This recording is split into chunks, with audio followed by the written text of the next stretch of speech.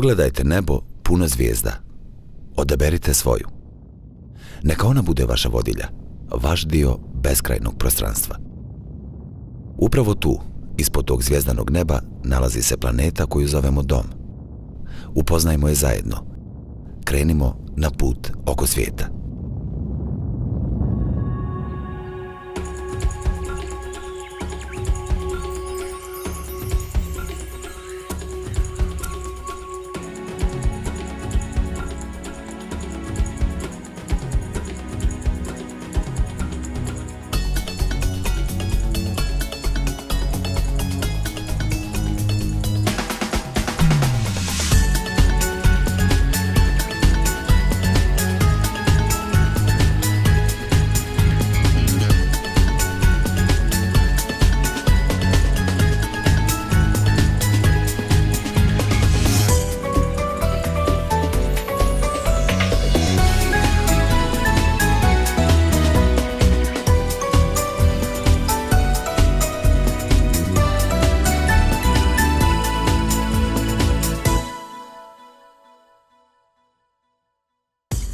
U prošloj epizodi pokazali smo vam nešto od ljepota Omana, egzotičnog sultanata smještenog na jugozapadu Arabijskog poluostrva. U luci Salala, nakon srdačnog dočeka koji nam je po dolasku priredio lično ministar turizma ove bliskoistočne zemlje, obišli smo Dulos, najstariji putnički brod na svijetu. Naredni dani našeg boravka ovdje pojasnili su nam zbog čega se Oman smatra jednim od najegzotičnijih i najljepših dijelova naše planete. Specifična klima, diktirana smjenom monsuna, uslovljava drastične razlike u izgledu cijelog ovog područja. Pored izuzetne ljepote same prirode, okolina Salale poznata je i po istorijskim i kulturnim spomenicima prvog reda.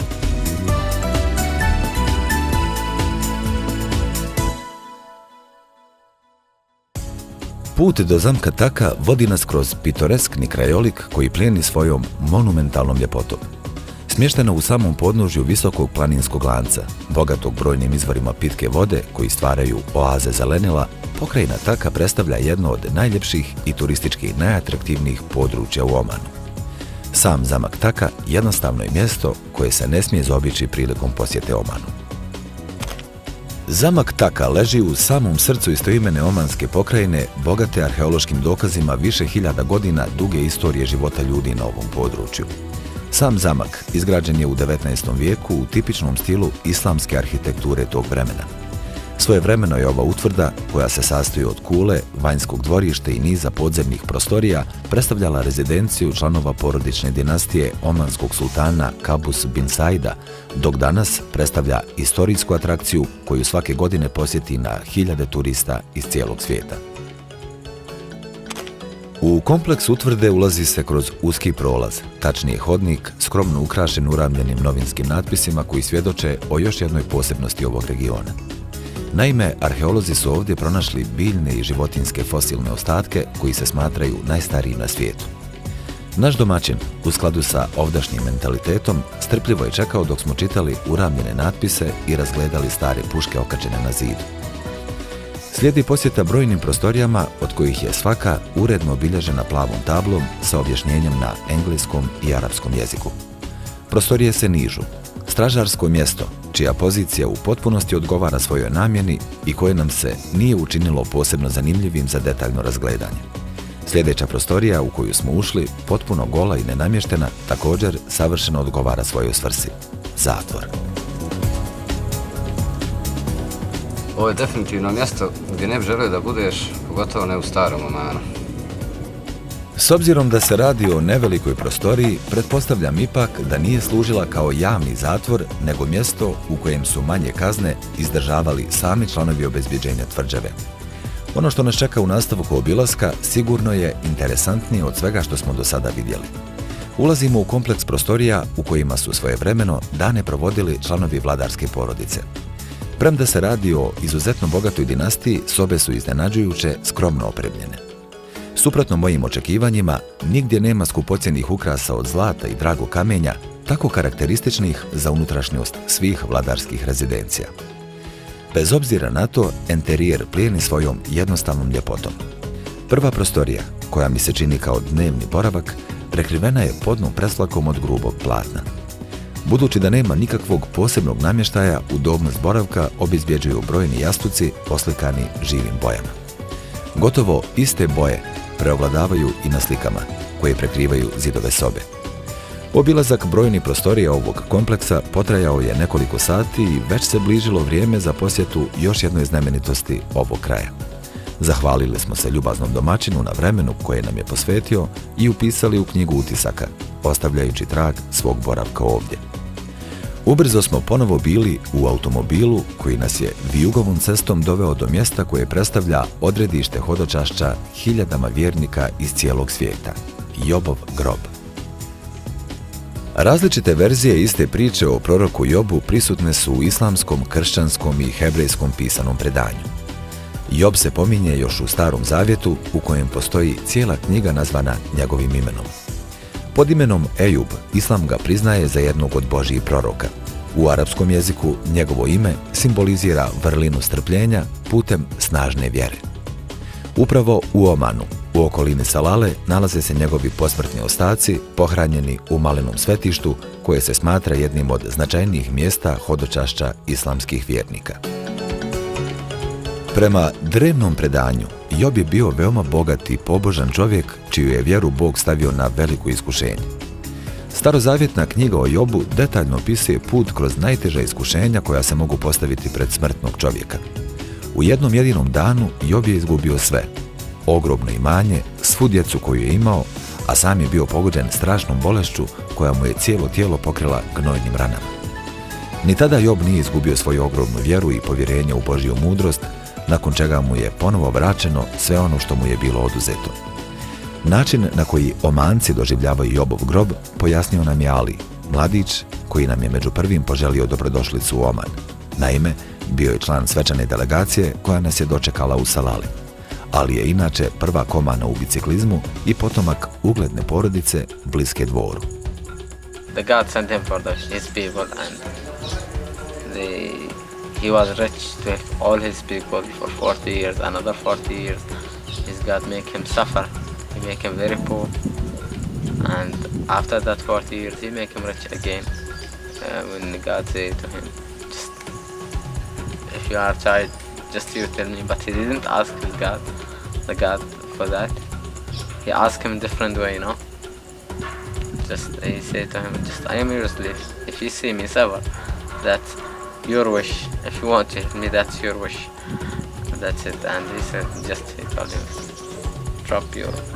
put your foot in the ground and the water will come and everything he come back rich again.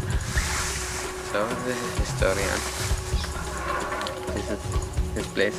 That's why this food. Now his foot here and the water coming down from the mountain, from down. You cannot go there. Only half an hour to go down and 1 hour to go up, I think. Yeah. So until now they take water from that place for all this area, you know. Postoje stroga pravila ponašanja kojeg se moraju pridržavati svi koji ulaze u unutrašnjost grobnice. Posjetioci su obavezni skinuti obuću, dok je za ženske posjetioce propisano da u skladu sa islamskom tradicijom pokriju glavu zelenom maramom koja se može dobiti i na ulazu. Nemoguće je biti na ovom mjestu, a ne osjetiti jednu posebnu atmosferu koja te u trenu cijelog prožme. Sama činjenica da se nalazim na mjestu posljednjeg prebivališta čovjeka za kojeg su vezane tolike priče i legende i kojeg najveće svjetske religije priznaju za sveca, učinila je sam ovaj trenutak posebnim. Opijen mirisnim isparenjima, gotovo da sam fizički osjetio energiju bezbrojnih ljudi koji su posjetili ovo mjesto obuzeti duhom molitve i ljubavi.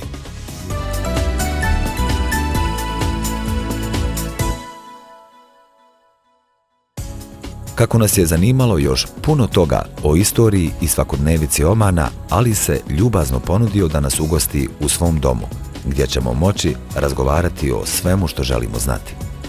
Sa zadovoljstvom prihvatamo poziv, ali uz uslov da prije toga Ali posjeti naš brod. Ubrzo se nalazimo na alejnoj palubi i razgovor počinje sam od sebe. Only two sultanates in the world. The difference between sultan and the king. The king, he only rule. His family rules the country. And the difference in sultan, the sultan, he owned the country. He It's ruled the his country, country. yeah, his own country, just like that. There is only now two sultanates in the world, Oman and Brunei. Oman used to be very big, from Africa to Kuwait, long way. So now it comes smaller. So just like that. But And we have no taxes here, like Europe, like America. We have a lot of oil. in your school, they're for free. Yeah, free, medical free, school free. And you can make business with few taxes, little, only name. It is growing country, We need some big company to come to make it up. Because our Majesty, he don't want to, if the oil finish, he don't want Oman to be in bad situation that time. He want to make the business and they will not need the oil if it is finished, I know that I read that somewhere, that first thing that he did was to improve the health thing, that water is clean, that there is no... Yeah, that's right. When did that started? When he started to rule Oman now, 35 years when he started to rule Oman. It used to be nothing here, no port, no electric, nothing at all. He built Oman only in 35 years. And this is only, you will see Salalah, the city. You didn't go to the city yet. You didn't see the road. You didn't, all light. All there is electric on the roads and everything. And if you went to Muscat, it's more bigger than Salalah 3 times. Big city actually. It's Muscat the capital. I've seen Muscat and the other place on TV from some travel show or something like that, and it looks very, very like Europe, like very cosmopolitan. Yeah, and it is very big city there. Even here is the second big city in Oman. You said that you have mountains, you have oases. Yeah, we have big desert, very nice mountains. We have nice beaches for 1,500 kilo beaches, all Oman. And we have 4 full season here in Salalah, not in all Oman. We have raining season for 3 months. All this dry mountain, you see it, in the raining season it will be green. They call it the second Switzerland sometimes.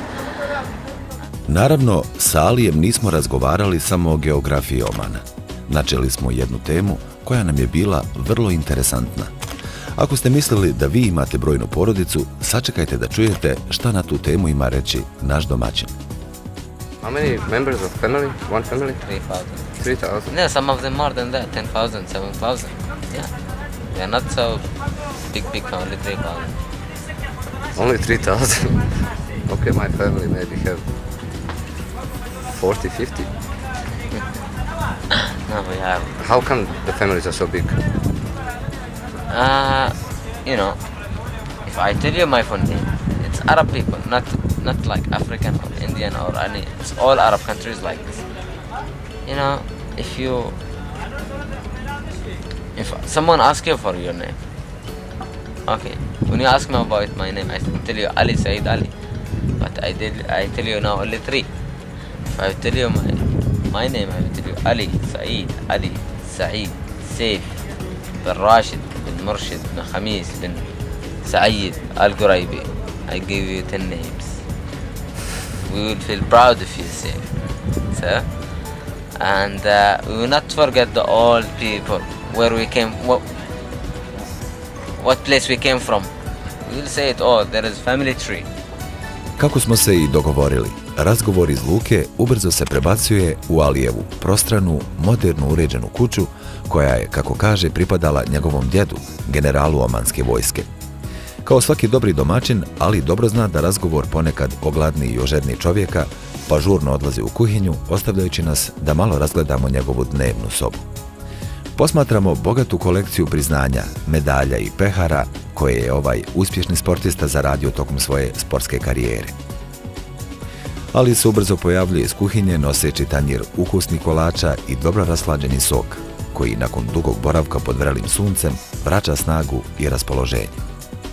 Kako se dan bliži kraju, vrijeme da se našem novom prijatelju zahvalimo na ukazanoj pažnji i odemo na počinak. Sutrašnji dan donijet će nam nova istraživanja ovog čudesnog kraja i zato treba biti dobro odmoran.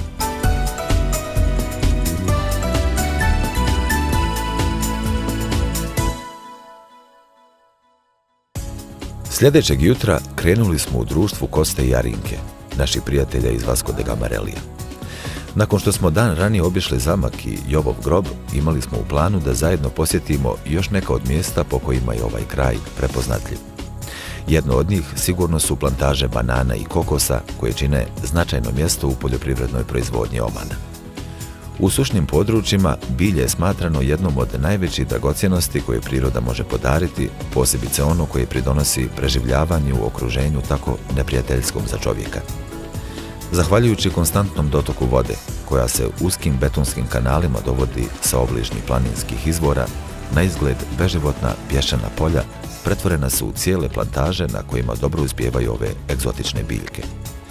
Jedno pored drugog redaju se beskrajna stabla banana i kokosovi palmi koje, kada uđeš među njih, cijeli ovaj krajolik mijenjaju u nešto potpuno drugačije.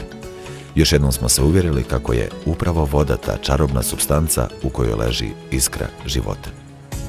U zemljama bogatim vodom, kakva je Bosna i Hercegovina, izvori čiste, planinske vode ne izazivaju neku posebnu senzaciju.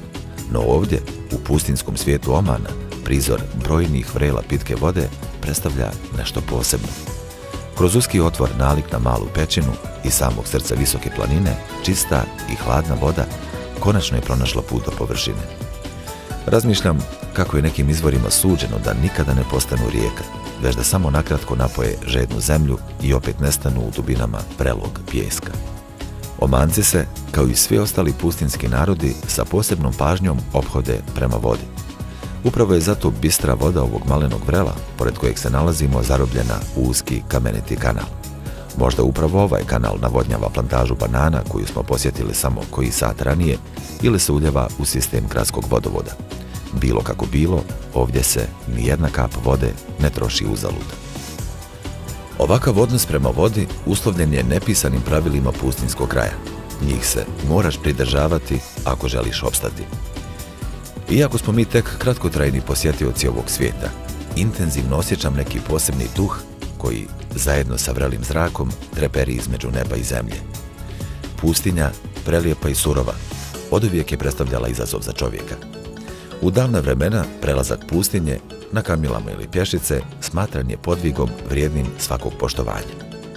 Moderno vrijeme i nova prijevozna sredstva učinila su mnogo lakšim ovakva putovanja, no i sada treba biti iznimno oprezan. Beduini kažu kako niko ne poznaje pustinju jer je ona živa i stalno se mijenja. Pješčane dine, nošene vjetrom, stalno mijenjaju oblik i položaj, tako da je svaka orijentacija nesigurna. Ovdje čovjek najlakše shvati konačnu prirodu života, koji, poput pustinje, nemilosrdno briše tragove našeg postojanja na ovoj planeti.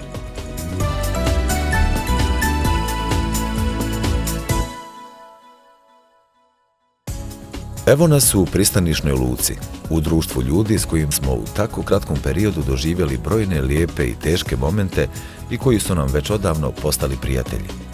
U dobrom raspoloženju časkamo o onome što smo zajedno prošli, namjerno ne pominjući neminovni rastanak. Za dobro raspoloženje zadužen je Kosta. Kosta zna kako je za dobar život potrebno imati optimalan balans između rada i odmora. Bez napora nećeš postići ništa u životu, no život ne vrijedi ništa ako se ne znaš zabaviti i odmoriti. Jednostavna, ali duboka životna filozofija. Kostina pasija je sakupljanje školjki i zanimljivih komada drveta, od kojih kasnije izrađuje prava umjetnička djela. Kolekcija je zaista impresivna. Just for fun, you know, it's big pleasure in the life to make something for free, not for the money. Because when you do something for the money, it's different. Isn't it better to just sit on the deck and do nothing? Yeah, and lose your time for nothing. It's the biggest pleasure on the world. And that wood is Olive. olive. Okay. Most of them it's olive, but some of them it's just pieces I found on the beach. Ooh, that's cool. What is that a symbol of? Wow, but where is the stone? It is, this is the stone.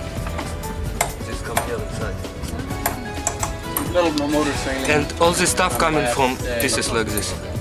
This is the, Oh, yeah, this is we the did for a material. while. It's, But, I mean, yeah, And now when you have a piece like this, how do you decide what you make of it? Yeah. I just start to shave and I paint with With that current and this wind, pencil. Yeah. And after I cut, I sit. All these pieces, you know, this piece. This it took me to do 2 we weeks. never had it. It's very, We never had very enough hard wood, olive tree. stern You can cut to only even think about it. very small pieces. Yeah, and it is many garbage also. This was the first one. I start with this. That is great though. Uživam slušajući ovog čovjeka i osjećam zadovoljstvo što ću i dalje moći uživati u njegovom i Jarinkinom društvu. Nakon što nam se uskoro raziđu putevi sa ostalim brodovima i posadama Vasco da Gama Relija, koji će svoje putovanje nastaviti prema Bombaju, Kosta i Jarinka će u našem društvu ploviti prema Košinu, hiljadama kilometara dugačkim putem preko Indijskog okeana. Kako znam da nas čekaju duge sedmice, tokom kojih ćemo biti hiljadama kilometara udaljeni od najbliže obale, društvo dobrih ljudi bit će nam itekako dragocjeno.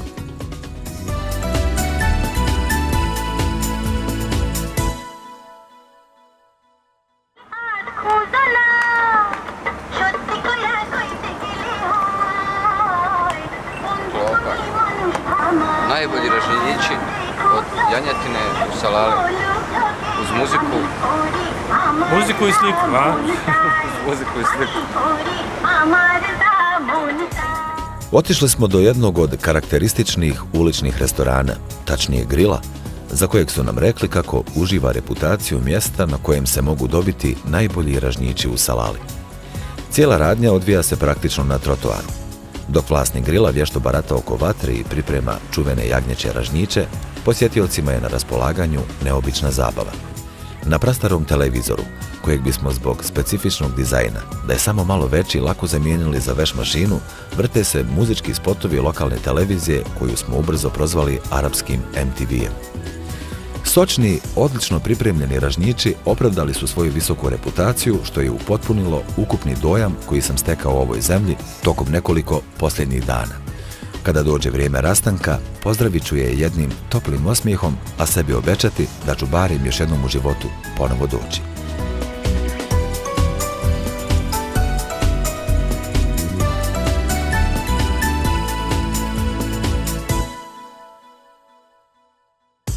U narednoj epizodi pokazat ćemo vam kako je protekla avantura plovidbe preko Indijskog okeana, tokom koje ćemo prevaliti hiljade i hiljade kilometara morskog puta.